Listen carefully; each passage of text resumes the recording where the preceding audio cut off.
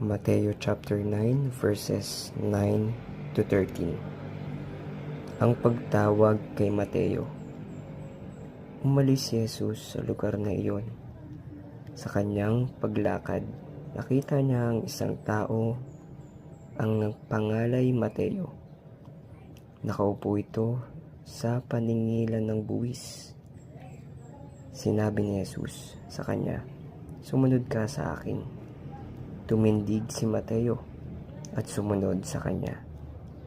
Nang si Jesus at ang kanyang mga alagad ay nasa bahay ni Mateo, dumating ang maraming publikano at mga makasalanan, at sila'y magkakasalong kumain.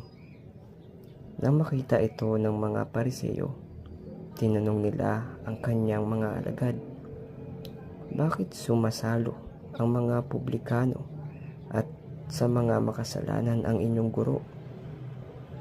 Narinig ito ni Jesus at siya ang sumagot, "Ang mga may sakit ang nangangailangan ng manggagamot, hindi ang mga walang sakit. Humayo kayo at unawain ninyo ang kahulugan nito. Habag ang ibig ko